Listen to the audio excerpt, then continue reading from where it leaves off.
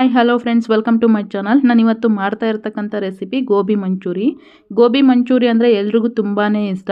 ಇದನ್ನು ತಿನ್ನೋದಕ್ಕೆ ರೆಸ್ಟೋರೆಂಟ್ಗೆ ಹೋಗ್ಬೇಕಂತ ಏನಿಲ್ಲ, ಮನೆಯಲ್ಲೇ ತುಂಬ ಸುಲಭವಾಗಿ ರುಚಿಯಾಗಿ ಸಿಂಪಲ್ಲಾಗಿ ಗೋಬಿ ಮಂಚೂರಿನ ಮಾಡ್ಕೋಬೋದು. ಸೊ ಬನ್ನಿ ಈ ರೆಸಿಪಿ ಶುರು ಮಾಡೋಣ. ಹಾಗಾದರೆ ನಾನಿಲ್ಲಿ ಈ ಗೋಬಿ ಮಂಚೂರಿ ಮಾಡೋದಕ್ಕೆ 1-2 ಬೌಲ್ನಷ್ಟು ಹೂಕೋಸನ್ನು ಈ ರೀತಿ ಸಣ್ಣದಾಗಿ ಪೀಸಸ್ ಮಾಡಿಕೊಂಡು ಬಿಸಿ ನೀರಿನ ಪಾತ್ರೆಗೆ ಸೇರಿಸ್ತಾ ಇದ್ದೀನಿ. ಆ ಬಿಸಿ ನೀರಿಗೆ ನಾನೊಂದು ಸ್ಪೂನ್ನಷ್ಟು ಉಪ್ಪನ್ನು ಸಮೇತ ನಾನು ಸೇರಿಸ್ಕೊಂಡಿದ್ದೀನಿ. ಈ ಥರ ಬಿಸಿನೀರಲ್ಲಿ ಹಾಕೋದ್ರಿಂದ ಇದಕ್ಕೆ ಔಷಧಿ ಎಲ್ಲ ಹೊಡೆದಿರ್ತಾರಲ್ವ, ಅದು ಎಲ್ಲ ಹೋಗುತ್ತೆ ಅಂತಂದೇಳಿ. ಇದು ಕಂಪ್ಲೀಟಾಗಿ ತಣ್ಣಗಾಗಿದ್ದಾದಮೇಲೆ 1-2 ಸ್ಪೂನ್ನಷ್ಟು ಮೈದಾ ಹಿಟ್ಟು ಹಾಗೆಯೇ 1 ಸ್ಪೂನ್ನಷ್ಟು ಕಾರ್ನ್ಫ್ಲವರನ್ನು ಸೇರಿಸ್ತಾ ಇದ್ದೀನಿ. ಒಂದು ಅರ್ಧ ಸ್ಪೂನ್ನಷ್ಟು ಅಚ್ಚ ಖಾರದ ಪುಡಿನೂ ಸಮೇತ ಸೇರಿಸ್ಕೊಂಡಿದ್ದೀನಿ. ನಿಮಗೆ ಖಾರ ಯಾವ ಅಳತೆಗೆ ಬೇಕೋ ಆ ಅಳತೆಗೆ ನೋಡಿಕೊಂಡು ಹಾಕ್ಕೊಳ್ಳಿ. ರುಚಿಗೆ ತಕ್ಕಷ್ಟು ಉಪ್ಪನ್ನು ಸಮೇತ ಸೇರಿಸ್ಕೊಂಡ್ಬಿಟ್ಟು ಒಂದು ಸಲ ನಾನು ಇದನ್ನು ಡ್ರೈ ಆಗಿನ ಎಲ್ಲನೂ ಮಿಕ್ಸ್ ಮಾಡ್ತಾ ಇದ್ದೀನಿ. ಈ ಥರ ಕಲಿಸ್ಕೊಳ್ಳೋದ್ರಿಂದ ಪ್ರತಿಯೊಂದಕ್ಕೂ ಉಪ್ಪು ಖಾರ ಎಲ್ಲ ನೀಟಾಗಿ ಹಿಡಿಯುತ್ತೆ. ಸೊ ಹಾಗೆಯೇ ತಿನ್ನೋದಕ್ಕೂ ಸಹ ರುಚಿಯಾಗಿರುತ್ತೆ. ನೋಡಿ, ನಾನು ಈ ಥರ ಒಂದು ಸಲ ಡ್ರೈ ಆಗಿ ಎಲ್ಲ ಮಿಕ್ಸ್ ಮಾಡ್ಕೊಂಡಿದ್ದೀನಿ. ಈಗ ನಾನು ಇದಕ್ಕೆ ಸ್ವಲ್ಪ ನೀರನ್ನು ಹಾಕ್ಕೊಂಬಿಟ್ಟು ಎಲ್ಲನೂ ಒಂದು ಸಲ ಮಿಕ್ಸ್ ಮಾಡ್ತಾ ಇದ್ದೀನಿ. ನೀರು ಸ್ವಲ್ಪ ನೋಡ್ಕೊಂಬಿಟ್ಟು ಹಾಕೋಬೇಕಾಗುತ್ತೆ. ಯಾಕೆ ಅಂತಂದರೆ ತೆಳುವಾಗ್ಬಿಡ್ತು ಅಂತಂದರೆ ಹಿಟ್ಟು ಹಿಡಿಯಲ್ಲ, ಸಪ್ರೇಟಾಗಿ ಆಗಿಬಿಡುತ್ತೆ. ಸೊ ನಾನು ಈ ಅಳತೆಗೆ ಕಲಿಸ್ಕೊಂಡಿದ್ದೀನಿ. ನೋಡಿ, ಈಗ ಆಲ್ರೆಡಿ ನಾನು ಒಲೆ ಮೇಲೆ ಎಣ್ಣೆ ಬಿಸಿ ಆಗೋದಕ್ಕೆ ಇಟ್ಟಿದ್ದೀನಿ. ಒಂದು ಬಾಣಲಿಗೆ ಹಾಕ್ಬಿಟ್ಟು ಅದು ಬಿಸಿ ಆಗಿದೆಯಾ ಇಲ್ವಾ ಅಂತಂದೇಳಿ ಒಂದು ಸಲ ನೋಡೋಣ. ಬಿಸಿ ಆಗಿದೆ. ಈಗ ರೆಡಿ ಮಾಡಿ ಇಟ್ಕೊಂಡಿರ್ತಕ್ಕಂಥ ಹೂಕೋಸನ್ನೆಲ್ಲ ಇದರಲ್ಲಿ ಹಾಕ್ಬಿಟ್ಟು ಫ್ರೈ ಮಾಡ್ಕೊತಾ ಇದ್ದೀನಿ. ಇದನ್ನು ನಾವು ಸ್ವಲ್ಪ ಡೀಪ್ ಫ್ರೈನೇ ಮಾಡ್ಕೋಬೇಕಾಗುತ್ತೆ. ತಿನ್ನೋದಕ್ಕೆ ತುಂಬ ಕ್ರಿಸ್ಪಿಯಾಗಿರುತ್ತೆ. ಒಂದು ವೇಳೆ ನಿಮಗೇನಾದರೂ ಹೂಕೋಸು ಸಿಗಲಿಲ್ಲ ಅಂತಂದರೆ ಎಲೆಕೋಸಲ್ಲೂ ಸಮೇತ ಮಾಡ್ಕೋಬೋದು. ಅದನ್ನು ಸಣ್ಣದಾಗಿ ಕಟ್ ಮಾಡ್ಕೊಂಬಿಟ್ಟು ಮಾಡ್ಕೋಬೇಕು, ಚೆನ್ನಾಗಾಗುತ್ತೆ ಅದು ಸಹ. ಗಾಡಿನಲ್ಲಿ ಗೋಬಿ ಮಂಚೂರಿ ಮಾಡ್ತಾರಲ್ಲ, ಅವರು ಆಲ್ಮೋಸ್ಟು ಕ್ಯಾಬೇಜ್ನ ಯೂಸ್ ಮಾಡಿಕೊಂಡೇ ಮಾಡ್ತಾ ಇರ್ತಾರೆ. ಸೊ ಈ ಥರ ಹೂಕೋಸನ್ನ ಬಳಸ್ಕೊಂಬಿಟ್ಟು ಮಾಡೋದ್ರಿಂದ ಗೋಬಿ ಮಂಚೂರಿ ತಿನ್ನೋದಕ್ಕೆ ತುಂಬ ಚೆನ್ನಾಗಾಗುತ್ತೆ. ಔಟ್ಸೈಡ್ ಸಿಗೋ ಥರನೇ ನಾವು ಈ ಸ್ನ್ಯಾಕ್ಸ್ನ ಮನೆಯಲ್ಲೇ ರೆಡಿ ಮಾಡ್ಕೋಬೋದು. ಈವ್ನಿಂಗ್ ಟೈಮಲ್ಲಿ ಮಕ್ಕಳು ಜಾಸ್ತಿ ಗೋಬಿ ಮಂಚೂರಿಯನ್ನ ಕೇಳ್ತಾ ಇರ್ತಾರಲ್ವ, ಸೊ ಮನೆಯಲ್ಲಿ ಒಂದು 20 ನಿಮಿಷದಲ್ಲಿ ನಾವು ಈ ಸ್ನ್ಯಾಕ್ಸ್ನ ರೆಡಿ ಮಾಡ್ಕೋಬೋದು. ತುಂಬ ಇಷ್ಟಪಡ್ತಾರೆ. ಆಲ್ಮೋಸ್ಟ್ ಇದೆಲ್ಲ ಫ್ರೈ ಆಗಿದೆ ಅನಿಸುತ್ತೆ. ಇವಾಗ ಇಲ್ಲಿವರೆಗೂ ಫ್ರೈ ಮಾಡಿಕೊಂಡ್ರೆ ಸಾಕು. ಈಗ ಇದನ್ನೆಲ್ಲ ತೆಗೆದುಬಿಡೋಣ. ಇದನ್ನು ಹಾಗೆ ತಿನ್ನೋದಕ್ಕೂ ಸಹ ತುಂಬ ಚೆನ್ನಾಗಿರುತ್ತೆ. ಯಾಕೆ ಅಂದರೆ ಆಯಿಲಲ್ಲಿ ತುಂಬ ಡೀಪ್ ಫ್ರೈ ಮಾಡ್ಕೊಂಡಿರ್ತೀವಲ್ವ, ಇದು ತಿನ್ನೋದಕ್ಕೆ ತುಂಬ ಕ್ರಿಸ್ಪಿಯಾಗಿರುತ್ತೆ. ಮಿಕ್ಕಿದ ಹೂಕೋಸನ್ನು ಇನ್ನೂ ಒಂದು ರೌಂಡ್ ಹಾಕ್ಬಿಟ್ಟು ಎಲ್ಲ ಫ್ರೈ ಮಾಡ್ಕೊಳ್ಳೋಣ.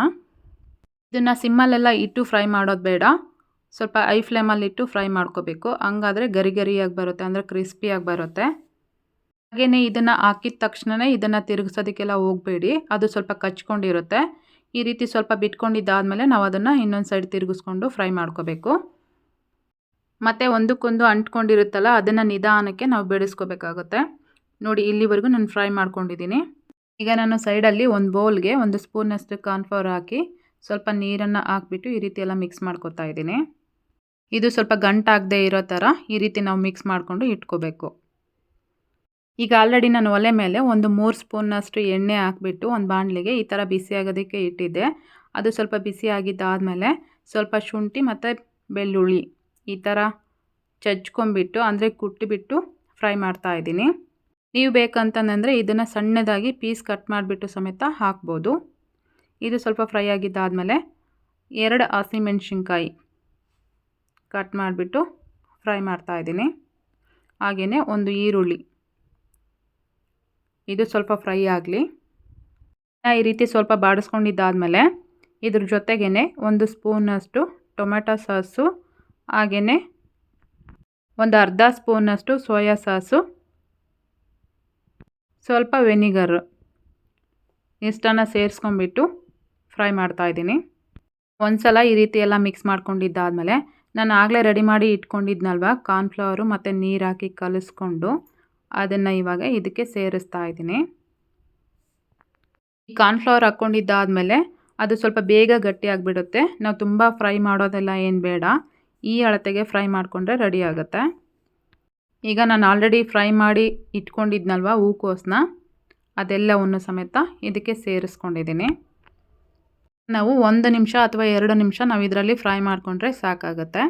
ಈಗ ನಾನು ಸ್ವಲ್ಪ ಉಪ್ಪು, ಹಾಗೆಯೇ ಒಂದು 1/4 ಟೀ ಸ್ಪೂನ್ನಷ್ಟು ಅರಿಶಿನ ಪುಡಿ, ಒಂದು ಅರ್ಧ ಸ್ಪೂನಷ್ಟು ಧನಿಯಾ ಪುಡಿ ಇಷ್ಟನ್ನು ಸೇರಿಸ್ಕೊಂಡಿದ್ದೀನಿ. ಇವನ್ನು ಹಾಕ್ಕೊಂಡಿದ್ದಾದಮೇಲೆ ಈ ರೀತಿ ಎಲ್ಲ ಮಿಕ್ಸ್ ಮಾಡ್ಕೊಂಡ್ಬಿಟ್ಟು ಒಂದು 2 ನಿಮಿಷ ಫ್ರೈ ಮಾಡಿಕೊಂಡ್ರೆ ರೆಡಿ ಆಯಿತು. ಫೈನಲಾಗಿ ಸ್ವಲ್ಪ ಈರುಳ್ಳಿ ಹಾಗೆಯೇ ಕೊತ್ತಂಬರಿ ಇದನ್ನು ಕಟ್ ಮಾಡಿ ಇಟ್ಕೊಂಡಿದ್ದೆ, ಅದನ್ನು ಸಮೇತ ಇದರಲ್ಲೇ ಸೇರಿಸ್ತಾ ಇದ್ದೀನಿ. ನೀವು ಬೇಕು ಅಂತಂದರೆ ಪ್ಲೇಟಿಗೆ ಸರ್ವ್ ಮಾಡ್ಕೊಂಡು ಇದಾದ್ಮೇಲೂ ಸಮೇತ ಈ ರೀತಿ ಹಾಕ್ಕೊಂಡು ತಿನ್ಬೋದು. ಗೋಬಿ ರೆಡಿಯಾಗಿದೆ ಇವಾಗ. ನೋಡಿದ್ರಲ್ವಾ ಎಷ್ಟು ಈಸಿ ಅಂತಂದೇಳಿ. ನೀವು ಮನೇಲಿ ಒಂದ್ಸಲ ಟ್ರೈ ಮಾಡಿ, ಖಂಡಿತ ಎಲ್ರಿಗೂ ಇಷ್ಟ ಆಗುತ್ತೆ. ಸೊ ಹಾಗಾದರೆ ಇವತ್ತಿನ ಈ ವಿಡಿಯೋ ಇಷ್ಟ ಆಗಿದ್ದರೆ ಒಂದು ಲೈಕ್ ಮಾಡಿ, ಕಮೆಂಟ್ ಮಾಡಿ, ಶೇರ್ ಮಾಡೋದನ್ನು ಸಹ ಮರಿಬೇಡಿ. So thank you.